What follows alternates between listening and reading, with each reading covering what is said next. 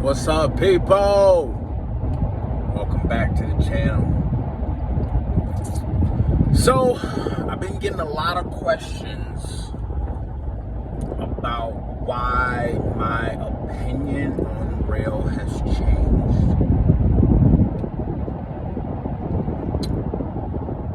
Well, stay tuned. I'm gonna tell you why.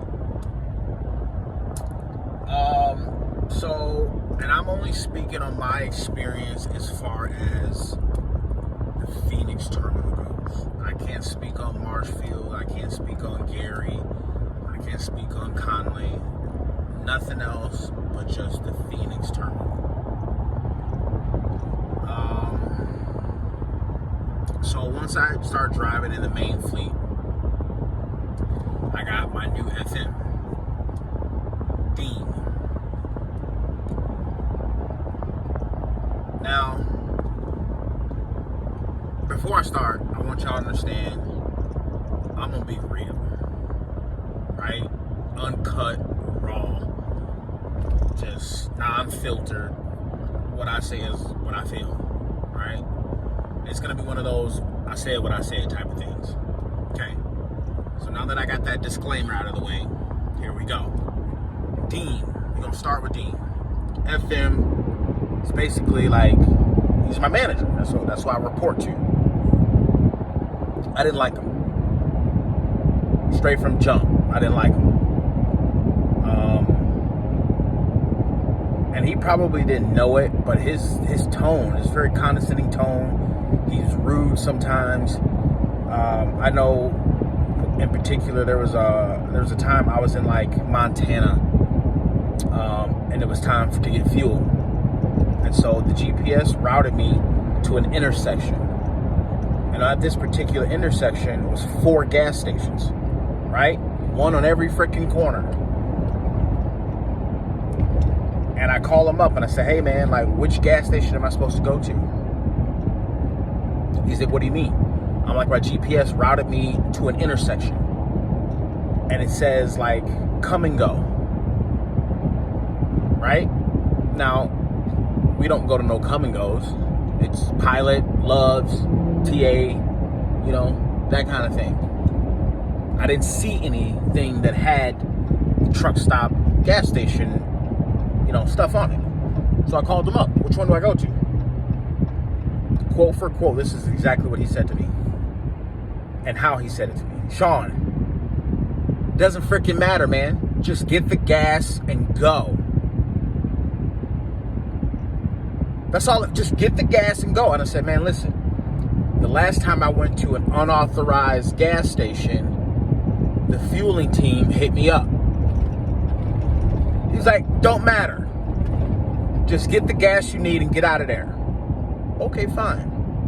When they message me about an unauthorized fuel stop, I'm going to direct them to you. Right? That was like my first week with him. Just brush it off. Whatever. And I can go on about that. I'm just not going to. But he was rude on several occasions. Cold-hearted. Just a jerk, in my opinion. And in my opinion, my fleet training FM, Evan, bomb. I could have rocked with Evan this whole entire time. And Evan Dayton, and if you see this video, shouts out to you, my friend, for being a stand-up human being that has morals, a heart, and they can strike up a conversation with one of your drivers. Like, there was never a time where me and Dean talked just man to man. Like, hey, how you doing today? Oh, I'm cool. Thanks for asking, man. Absolutely. Anything you need from me? No. I think, everything's good. And just outside of work related. Hey, how are you today? You know what I'm saying? Like, us drivers, man, we're out on the road for weeks on end, away from family. Essentially, we're lonely out there. Like, we're freaking alone. So a simple call from your FM just to check in and say, hey man, just wanted to make sure you're okay today. You need anything? You know, hi. Like, come on. This dude, no, you don't get none of that with him. So I felt like a truck number, like 3497. Even though when you call in, obviously your number comes up into company computer, so it's like, hey Sean, what's up? But it was just so, hi Sean, what's up? Hi, like, how's it going? You know, you just didn't feel any kind of like personality. So anyway, moving on. They presented me, if you guys have seen one of the other videos, where I started, I needed, like, family life had changed basically. And, some things needed to be worked out. I said I was gonna have to have a conversation with Rail. I had that conversation, right? So they brought me to this dedicated account, Cardinal Glass, which is pulled by Curtainside. Now, in my opinion, I thought Curtainside was like a promotion, right? You've been upgraded. No. And I didn't find this out until, I don't know, 3 or 4 weeks later. I just so happened to look at one of my pay stubs and notice that my CPM was off. And so I called, hey man, what's up with this? It's like, oh yeah, Curtainside gets paid less. Don't you think that's need to know information before we start this journey together? I'm a cool, quiet dude. I do my job, keep my head down, whatever. But when you start messing with money, which is the only reason I'm out here, we got a problem. So they took me off of the dedicated Cardinal run, put me back on flatbed. Okay, fine. Now I'm still running Phoenix to LA area, right? Doing my thing. Freaking hustling, bustling. For a couple weeks, I started feeling these pains in my hands. And I noticed that it wasn't just me. One of the other drivers that I referred in, side note, that they wouldn't let him use my referral code. And I heard that firsthand from him 2 weeks ago.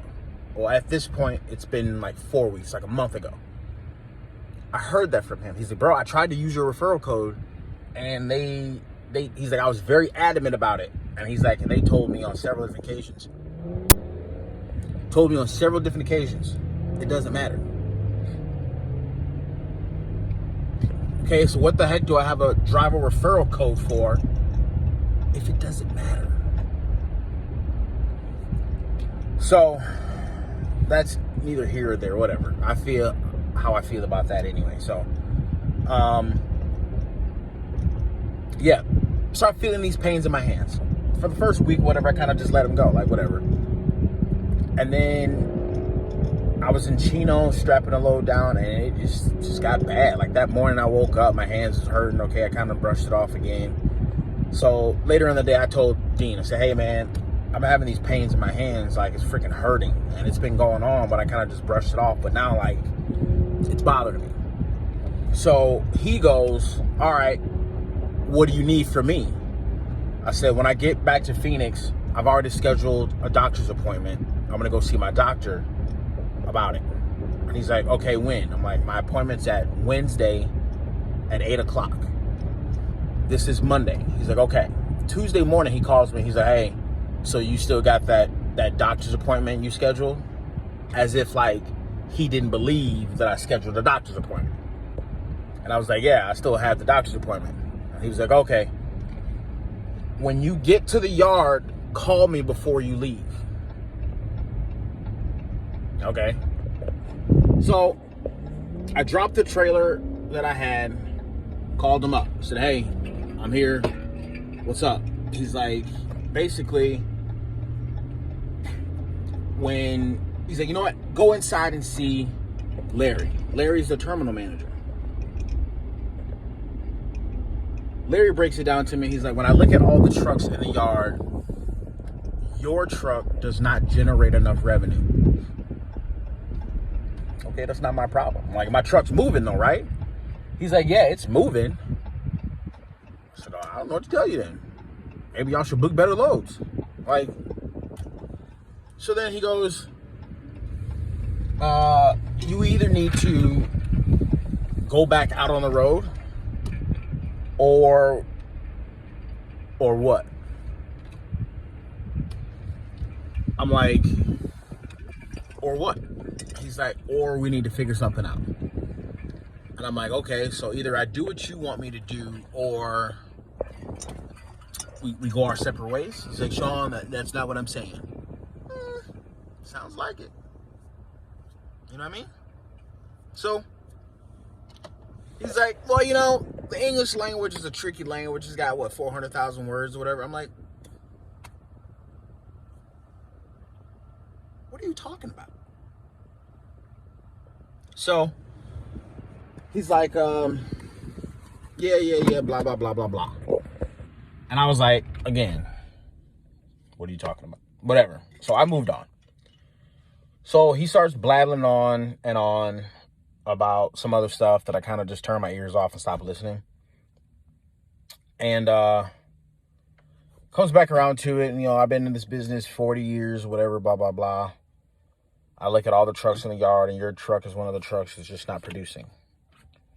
You know, the whole thing about doing the Phoenix to LA turnaround is you're in your truck Sunday afternoon.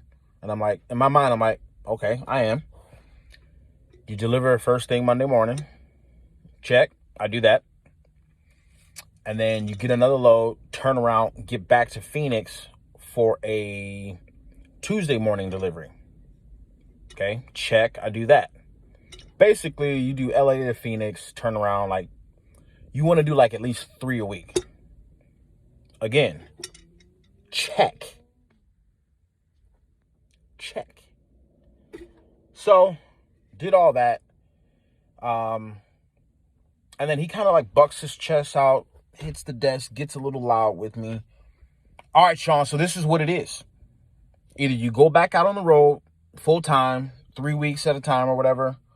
And I'm looking at him, I'm like, Larry, now obviously I've told you, we've had this conversation, that doesn't work for myself and for my family. So what? He's like, or we give you these minis. Instead of you getting home every weekend, you might get home every other weekend.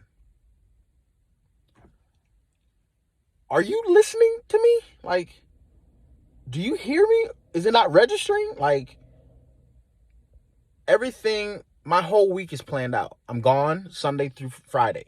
When I get home Friday afternoon, evening, things are scheduled, right? Over his head, totally forgot or really didn't care. So I'm sitting here looking at him like, okay, so Sunday to when? He's like, possibly the following Wednesday, Thursday. With the potential, maybe, of getting home on the weekend. I was like, okay, well, I don't know what to tell you. So basically, I jump outside. I said, excuse me, I'm going to make a phone call. I jump outside, call the wife, talk to her, get the whole rundown from her. She says, what are you going to do? I said, that's it.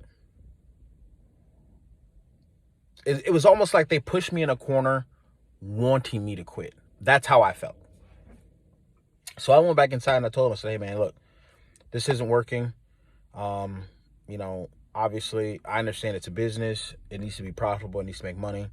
But I'm like, you need to have a happy driver as well. And he was like, well, I mean, yeah, but at the same time, like, Rail needs to be happy.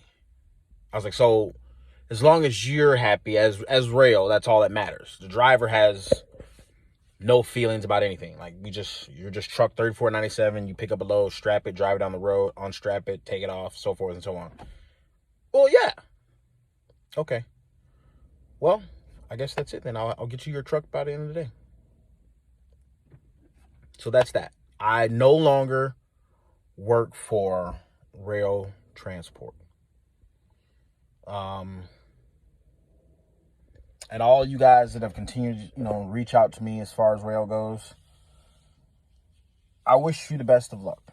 I'm not gonna badmouth him or bash him in any kind of way, because that was just my experience.